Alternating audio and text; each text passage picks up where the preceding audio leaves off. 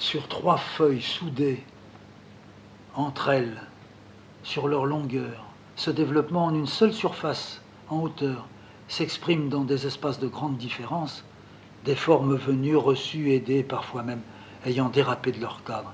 Tout ça me demanda plus de 24 heures, sans doute 2 mois.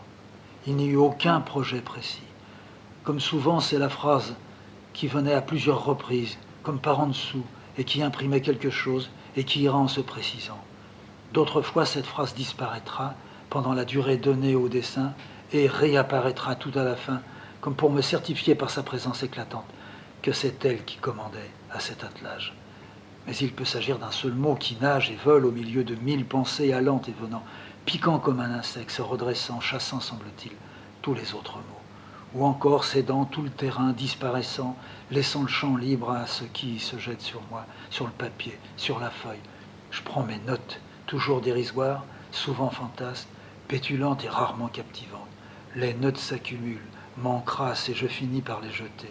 Une fois ce rejet réalisé, monte le petit mot qui s'était tenu à l'écart et qui passe, que je ne vois pas mais que j'entends, sans y prêter attention, jusqu'au moment où, ayant de nouveau disparu, je me demande ce qu'il disait. Pendant ce temps, le dessin avance, recule, se raye et malgré ce travail, paraît se déconstruire. Ni ce que je souhaite, ni ce que je redoute à ce stade. Je ne dis pas qu'il convient de ne pas se poser de questions, mais il faut se tenir au plus près de la table, en sachant qu'ainsi, on avance. Quand on n'a rien dans la tête, on dessine. Ce doit être à peu près la même impression que d'écrire. On avance en reculant, on trace en gommant, on fait en défaisant. 24 heures passent, puis encore 24 heures, et ainsi de suite, jusqu'au terme qui n'en est pas un. En dormant, je sais que je dessine mieux qu'éveillé. Il ne s'agit pas de conduire ou d'être conduit, c'est d'une nouvelle réalité qu'il faut parler.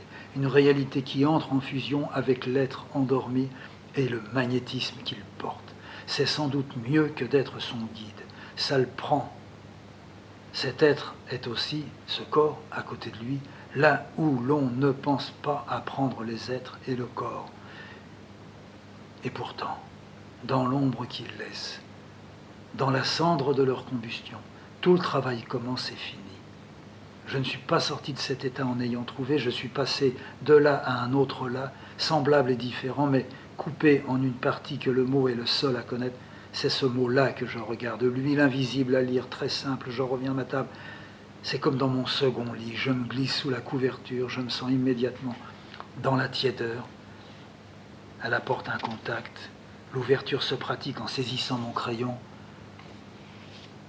J'ai reçu un morceau de phrase, je l'écris.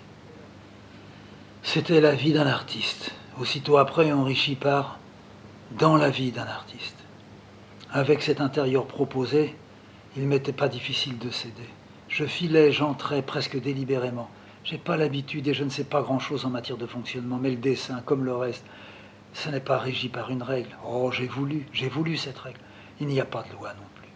Mais là, il y a quelque chose qui donne et qui tient, qui donne et qui le possède, qu'il abandonne selon à qui il a affaire, et qui tient car il ne donne pas n'importe comment, et peut-être pas à n'importe qui. Trop se poser de questions serait nuisible, mais l'éviter ne servirait pas à tenir une illusion redoutable. Ce n'est pas l'effort dont il faut parler, mais être relâché, indifférent, ça ne rimerait à rien. On ne fait pas dans son lit et sur sa table n'importe quoi, n'importe comment. Ce n'est pas non plus entre les deux. Alors sans savoir où ça se situe, on devine en rectifiant chaque jour un peu que ça doit se trouver à une place bien particulière puisqu'il n'y a pas de particularité là-dedans. Il vaut mieux ne pas éviter, ne pas trop insister. Dans la vie d'un artiste, voilà une phrase qui sonne bien, qu'elle est garantie par un creux navrant. Les espaces ne se perdant pas dans le temps, ma main se chargeait du plus gros, nous allions un petit peu inquiets, rarement amusés, l'absence de chemin devait bien mener quelque part. J'étais peut-être à la moitié du temps demandé parce que je ne savais pas. Durant les jours suivants, je m'étais demandé aussi si je n'allais pas me résoudre à découper espace par espace cette étendue fractionnée. L'idée me déplaisait. Je voyais ce qu'il y a de dangereux, factice, douteux à faire pareille destruction. Mais pareil saccage avait un intérêt. Cet intérêt pouvant se révéler redoutable, je me posais la question. Tu le fais ou tu le fais pas? Je pris la paire de ciseaux et écartai les 2 lames. Aucun doute. Le serpent de la phrase n'acceptait pas le coup de ciseau. Peut-être fallait-il attendre encore un peu, le laisser s'enrouler et se dérouler. La nuit fit le reste. Je retrouvai mon serpent. Feuille, espace, ciseaux, crayon, gomme, phrase. Cette fois, elle était écrite sur la feuille et semblait sortir d'un fouillis de traits situé sur la droite, avec un œil dans le centre. Je dus me pencher, approcher mon œil pour lire la phrase, paraissant sortir de cette forme, une phrase serpent, mais elle n'était pas semblable à celle connue. Je lus, heureuse la vie d'un artiste. Tout ce qui attendait vint, forme, couleur, même le sens de tout ça qui se ferait. Ensuite, je ne m'occupais que des charges à porter, à déposer ici et là, pas au hasard, mais sans savoir pourquoi ici ou là. Impression rassurante, fréquemment connue, de faire les choses sans les avoir imprimées d'un désir, mais de réaliser dans cette réalité si particulière ce qui est attendu, prévu de façon supérieure et qui m'échappe et m'échappera toujours. Là est le rassurant. Parfois, cela ne le reste pas, et le rassurant s'éloigne pour laisser aux grands destructeurs leur pouvoir de tout gâcher.